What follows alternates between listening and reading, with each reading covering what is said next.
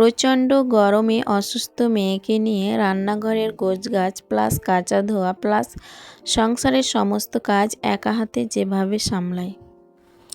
আসসালামু আলাইকুম বন্ধুরা, তোমরা সবাই কেমন আছো? আশা করি আল্লাহর দয়ায় তোমরা বেশ ভালো আছো। আলহামদুলিল্লাহ, আমরাও বেশ ভালো আছি।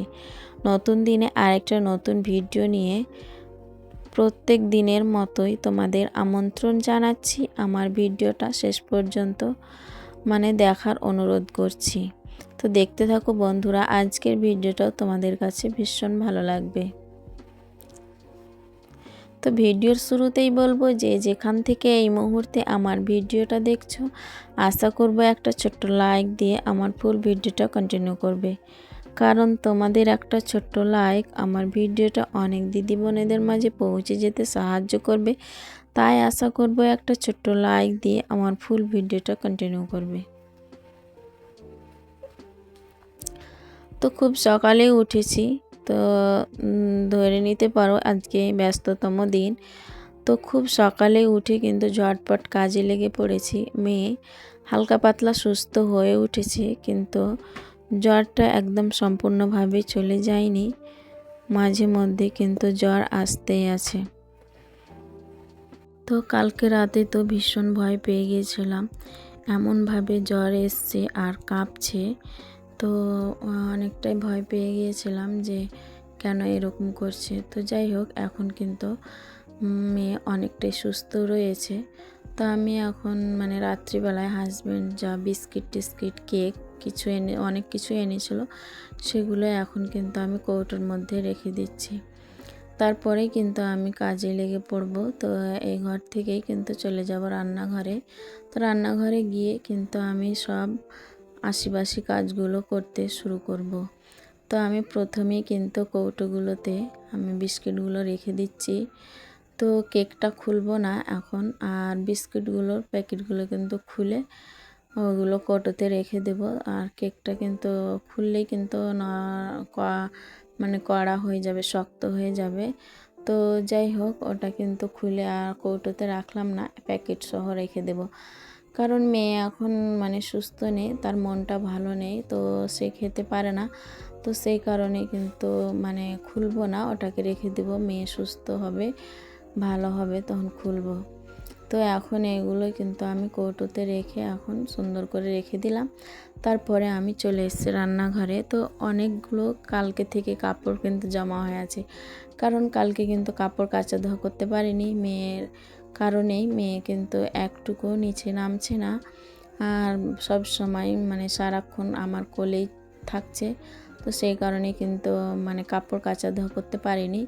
তাই অনেকগুলো কাপড় জমা হয়েছিল। তো সকালে উঠেই কিন্তু আগে কাপড়গুলো ভিজিয়ে রেখে দিলাম, কারণ ভিজিয়ে রাখলে আবার ঝটপট কিন্তু কাপড়গুলো হালকা হাতে কাচা ধোয়া করলেও কিন্তু পরিষ্কার হয়ে যায়। আর যেহেতু প্রত্যেক দিন কাচা ধোয়া করি, সেই রকম কাপড় নোংরা থাকে না। তো তাও কিন্তু আমি আজকে কাপড়গুলো কিন্তু আগেই ভিজিয়ে রাখলাম। তারপরে কিন্তু রান্নাঘরটা একটু গোছগাছ করে নেব, তারপরে কিন্তু আমি কাপড়গুলো কাচা ধোয়া করে নেব। কারণ কাপড়টাই কিন্তু আগে কাচা ধোয়া করব। কিন্তু মেয়েকে কাপড় কাচা ধোয়া কিন্তু কোলে নিয়ে করা যায় না, অন্য কাজগুলো কিন্তু তবুও কোলে করে কিন্তু করা যায়। তো মেয়ে এখন শান্ত আছে, থাক। তো এখন আমি কাপড়গুলো কাচা ধোয়া করে নেব গোছগাছটা করে। তো এখানে বৃষ্টি তো হয়েছিল, ঝড় বৃষ্টিতে তো ফ্রিজের ওপর আর এগুলো কিন্তু হালকা পাতলা খারাপ হয়েছিল, ধুলা পড়েছিল। তো ঝড় হয়েছে, তখন ধুলা আর হালকা পাতলা খড় না কি যেন ভুট্টা ধান চারপাশে তো কাটাকুটি বা গলিতে ভরপুর রয়েছে। তো এগুলোই কিন্তু উড়ে এসেছে। তো সেইগুলোকেই কিন্তু আমি এখন ঝেড়ে নিচ্ছি। তো আজকে কিন্তু দিনটা ভালোই ছিল, কিন্তু ভীষণ গরম। তো যাই হোক, গরমের দিনে গরম তো লাগবে, এটা কমন ব্যাপার। তো কিন্তু ভীষণ গরম করছিল। আর যেই দিন বৃষ্টি হচ্ছে তো বৃষ্টি, আর গরম হচ্ছে তো গরম। তো আজকেই কিন্তু দিনটা খুব ভালো ছিল।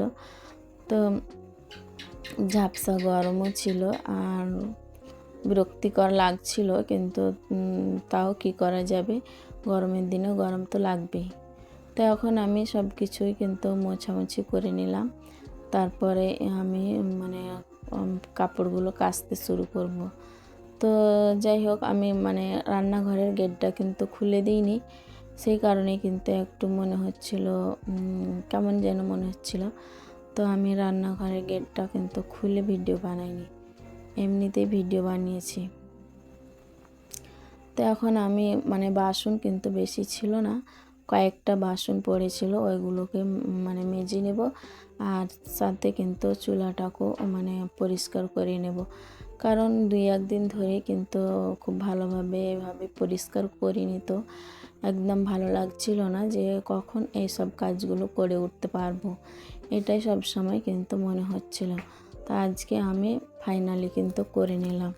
মেয়ের জন্য কিন্তু মানে কাজ করতে পারছিলাম না, মোটামুটিভাবে করছিলাম এমনি হালকা হাতে মোছামুছিটা, কারণ মেয়েকে নিয়ে মানে কোলে করে সব সময় সারাক্ষণ কাজ করতে হচ্ছিল, তাই ভালোভাবে করতে পারিনি। তো আজকে মেয়ে মোটামুটি অসুস্থ আছে, সেই কারণে কিন্তু এখন মেয়ে একটু শান্ত রয়েছে, তো কাজগুলো কিন্তু করে নিচ্ছি ঝটপট।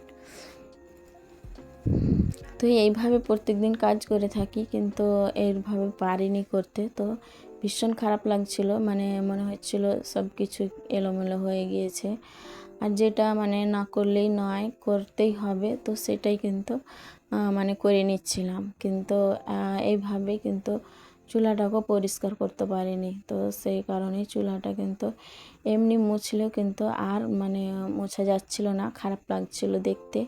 সেই কারণে কিন্তু এখন আমি আজকে একদম ঠিক ওইভাবে কিন্তু মুছে ধুয়ে পরিষ্কার করে নিলাম।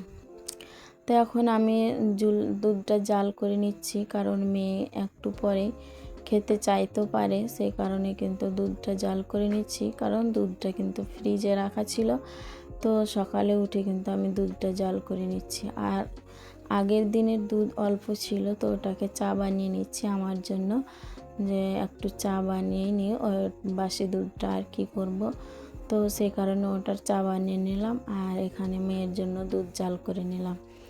তো দুধ জাল করতে বসে কিন্তু আমি ওই রুমে গিয়েছিলাম বিস্কিট আনতে, তো তার মধ্যেই কিন্তু দুধ উতলেও গিয়েছে, চাও উতলে গিয়েছে। তারপরে মাজা ধোয়া মানে চুলাটা কিন্তু একেবারে খারাপ হয়ে গেল, তো ভীষণ মনটা খারাপ হয়ে গিয়েছিল যে প্রথম দিকেই, কিন্তু এখনও তো দুপুরে রান্নাবান্না পড়ে রয়েছে, এখনও রান্না করিনি, তার আগেই কিন্তু আমার চুলাটা খারাপ হয়ে গেল, মাজা ধোয়া পরিষ্কার করা চুলাটা। তো যাই হোক, আবারও কিন্তু পরিষ্কার করে নেওয়া যাবে, তো কিন্তু সাথে সাথে খারাপ হলো, তো ওই জন্য একটু মনটা খারাপ হয়ে গিয়েছে। তো কালকে নয়, পরশু দিনের কিন্তু কাপড় ছিল, তো একদিনে তো কাপড় শুকায়নি, তো সেই কারণে 2 দিন 3 দিন ধরে কিন্তু কাপড়গুলো শুকাইলো, তো ওইগুলোকে কিন্তু এখন আমি ভাঁজ করে নিচ্ছি। তো এর ফাঁকে কিন্তু আমি কাপড় কাচা ধোয়া করে নিয়েছি, তারপরে কিন্তু আমি রুমে এসে কাপড়গুলো ভাঁজ করে সুন্দর করে রেখে দিচ্ছি জায়গায়। তো তারপরে কিন্তু আমি বিছানাটাকে সুন্দর করে গুছিয়ে নেব। তো যে সমস্ত দিদি বোনেরা আমার চ্যানেলের মধ্যে নতুন এসেছো, আমার ভিডিও প্রথমবার দেখছো, আমার ভিডিও দেখতে যদি তোমাদের একটু হলো ভালো লেগে যায়, তাহলে আমার চ্যানেলটাকে সাবস্ক্রাইব করে বেল আইকনটা প্রেস করে দিতে পারো। এতে করে যেটা হবে, আমার ভিডিও ছাড়া মাত্রই তোমাদের কাছে নোটিফিকেশন সবার আগে পৌঁছে যাবে, আর তখন তোমরা সময় সুযোগ করে দেখে নিতে পারবে। আর যারা অলরেডি এই কাজটি করে দিয়েছো তাদেরকে অসংখ্য ধন্যবাদ। তো বিছানা তো আমার করা হয়ে গেল, বিছানা করার পরেই কিন্তু আমি ঝাড় দিতে শুরু করেছি, ঝাড় দিয়ে ঘরটা মুছে নেব, তারপরে কিন্তু এখনকার মতন আমার কাজ শেষ।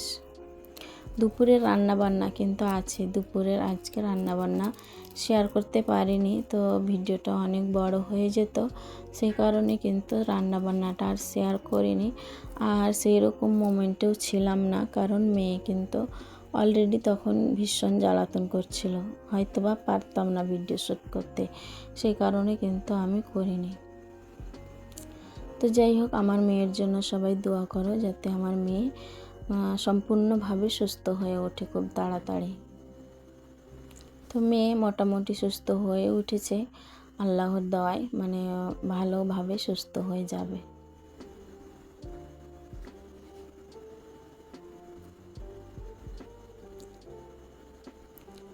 তো এখন আমি সুন্দর করে ঝাড়ঝাঁটা দিয়ে নিলাম, তারপরে ঘরটাকে কিন্তু মুছে নেব। তো বৃষ্টির কারণে কিন্তু মানে রুমের মধ্যে কেমন যেন একটা গন্ধ হচ্ছে।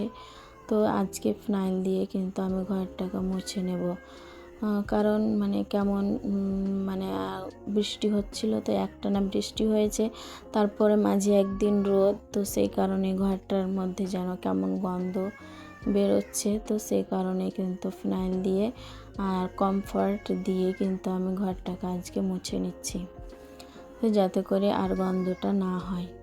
আমার এই গন্ধটা কিন্তু ভীষণ খারাপ লাগে, আমি সহ্য করতে পারি না, সেই কারণে কিন্তু আমি এইভাবেই কিন্তু মুছে নিলাম। মাঝে মধ্যে কি প্রত্যেক দিন ফিনাইলটা দিই, কমফর্টারটা কিন্তু কোনো দিন দিই না। তো আজকে এই গন্ধটা হওয়ার কারণে কিন্তু দিয়ে দিলাম।